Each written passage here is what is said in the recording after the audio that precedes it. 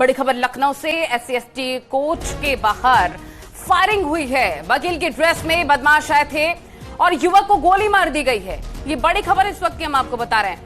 लखनऊ से बड़ी खबर, SC/ST कोच के बाहर फायरिंग हुई है और ये जो बदमाश जिन्होंने फायरिंग की है वो वकीलों के ड्रेस में आए हुए थे, जहां पर उन्होंने एक युवक को गोली मार दी है।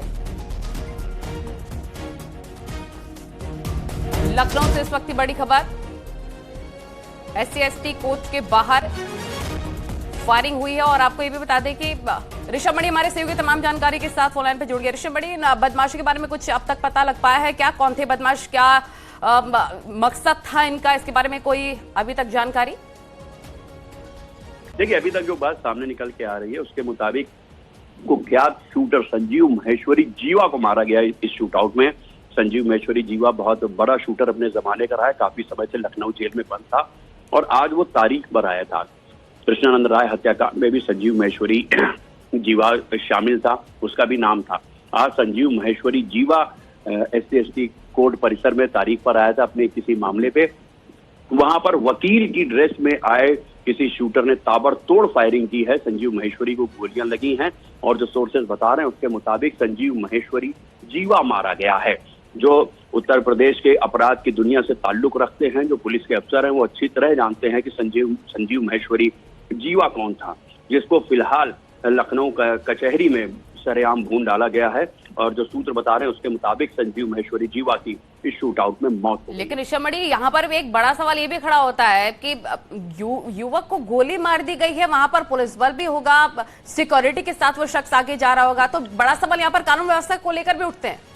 जी हाँ, बिल्कुल, ये कोर्ट की सुरक्षा के ऊपर बहुत बड़ा सवालिया निशान है। और जब संजीव महेश्वरी जीवा जैसा कोई बदमाश पेशी पे आ रहा है, उसके साथ सुरक्षा भी रहती है और वहां पर कोर्ट के अंदर संजीव महेश्वरी जीवा मार दिया जाता है, जाहिर सी बात है ये बहुत ही गंभीर प्रकरण है। और अब देखना पड़ेगा हर स्तर से किस तरह से कौन से कदम उठाए जाते हैं, कैसे कचहरी परिसर की सुरक्षा व्यवस्था को चाक चौबंद किया जाता है। एक बहुत बड़ी चुनौती है लखनऊ पुलिस के लिए और खासतौर से उनके लिए जिनकी ड्यूटी कोर्ट परिसर में आज लगी हुई थी। आपसे ये भी जानना चाहेंगे ऋषभ मणि कि जब भी कोर्ट परिसर के अंदर एंट्री होती है, चाहे वकील हो चाहे आम शख्स पहुंच रहा हो, उनकी क्या चेकिंग नहीं होती है?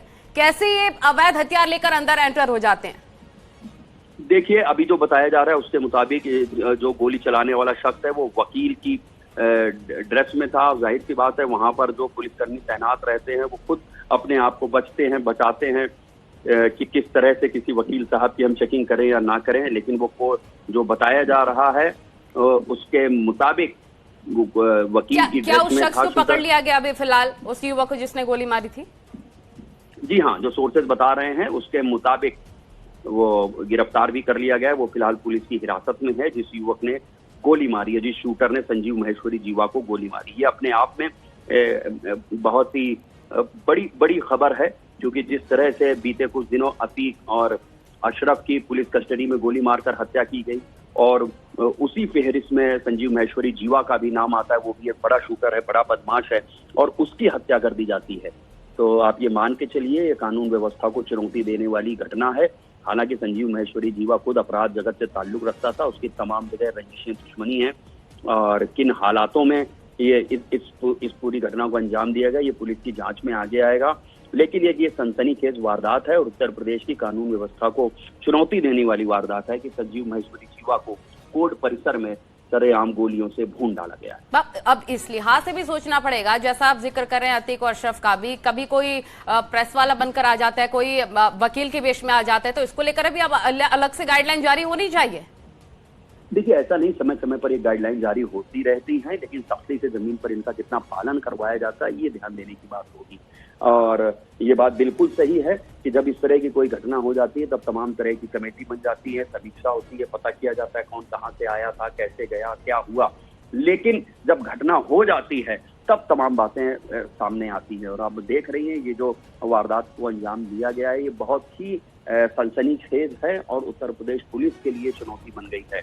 और अपराध जगत से ताल्लुक रखने वाले संजीव महेश्वरी जीवा को एक शूटर ने मार गिराया है, वो भी कोर्ट परिसर के अंदर बताया जा रहा है। SC/ST कोर्ट का जो है परिसर है वहां पर संजीव महेश्वरी जीवा को कई राउंड गोलियां मारी गई हैं, जिसमें संजीव महेश्वरी जीवा की मौत हो गई, 2 लोग घायल भी बताए जा रहे हैं। ये भी बताया जा रहा है एक बच्चा भी इसमें घायल हुआ है, 15-16 साल का कोई किशोर। अभी तमाम बातों की पुष्टि के लिए पुलिस की ओर से कोई ऑफिशियल स्टेटमेंट जारी नहीं हुआ है, लेकिन जो सोर्सेज है वो कंफर्म कर रहे हैं कि संजीव महेश्वरी जीवा शूट आउट में मारा गया है। लेकिन आपसे ये भी जानना चाहेंगे, क्योंकि कई बार पेशी के लिए बुलाया जाता रहा है संजीव जीवा को, और वो पत्र भेज कर नहीं आने को लेकर बहाना बनाया करता था। क्या ये माना जाए कि ये जो बदमाश था वकील के ड्रेस में, वो कई दिनों से फिराक में था कि कब ये आए और कब इसे गोलियों से भूना जाए? देखिए संजीव महेश्वरी जीवा की अगर बात किया जाए, वो बड़ा बदमाश है, बड़ा शूटर रहा है।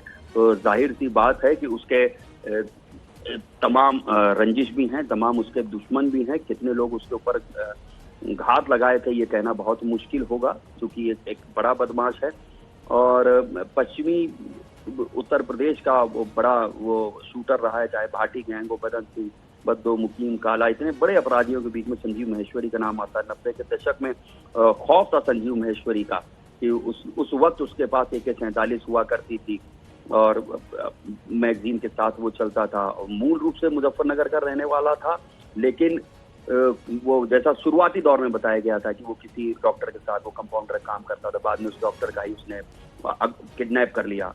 कोलकाता के कारोबारी के बेटे का अपहरण किया, 2 करोड़ की फिरौती मांगी थी। उस जमाने में ये बहुत बड़ी बात होती थी। फिर हरिद्वार के नाजिम गैंग से वो जुड़ा, सतेन बरनाला, सब बड़े बदमाश उस जमाने के हुआ करते थे।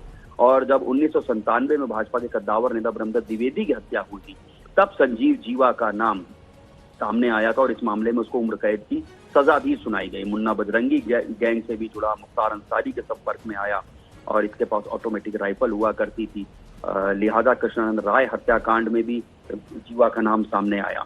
और जो पुलिस रिकॉर्ड है उसके मुताबिक संजीव महेश्वरी जीवा पर करीब 22 से ज्यादा मुकदमे हैं। 17 मामलों में हालांकि वो बरी भी हो चुका है और एक बड़े शूटर के तौर पे उसको पहचाना जाता है। 2017 में भी कारोबारी अमित दीक्षित और गोल्डी हत्याकांड में भी उसके ऊपर आरोप आया था और इसमें भी उम्र कैद की उसको सजा मिली थी। फिलहाल वो लखनऊ जेल में बंद था और जीवा की पत्नी जो है उसने कई बार जो चीफ जस्टिस हैं उनको भी पत्र लिखा है। अलग अलग जगहों पे पत्र लिख के बताती रहती थी कि वो उसकी जान को खतरा है। 2017 में RLD के टिकट पर विधानसभा चुनाव भी लड़ी, लेकिन हार गई थी। तो जीवा उत्तर प्रदेश की अपराध की दुनिया का एक बड़ा नाम था, जिसको आज एक शूटर ने कचहरी में मार डाला है।